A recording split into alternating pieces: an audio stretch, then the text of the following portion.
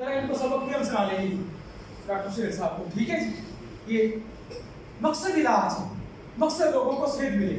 हजम क्या है जी? डेफिनेशन पढ़ ले, हजम पहले इस पे।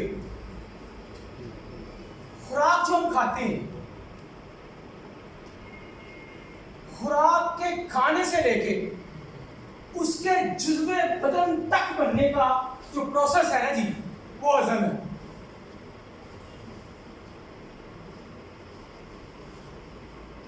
खुराक जो कुछ हमने खाया हमारी बॉडी में आता है, बॉडी उस पर मुख्तलिफ मराहल में मुख्तलिफ उस पर कीमियाई अमल करती है। तो क्या करती है, उसको डिवाइड करती है, बेसिकली तोड़ना, उसको तकसीम दर तकसीम करके जितना लतीफ तर हो सके हमारी ग़िज़ा, इतना लतीफ कर देना, इतना लतीफ कर देना कि हमारे सेल पे जाके एनर्जी में कन्वर्ट हो जाए, तवानाई में कन्वर्ट हो जाए, वो खुराक वो उस सेल का जुज़्वे बदन बन जाए।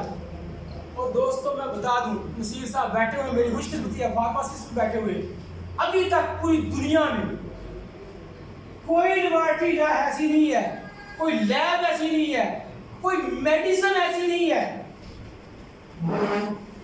ऐसी मेडिसिन इजाद अभी तक नहीं हुई, साइंस ने बड़ी तरक्की कर ली, जो पार्ट ऑफ टिश्यू बनती हो, पार्ट ऑफ बॉडी बनती हो।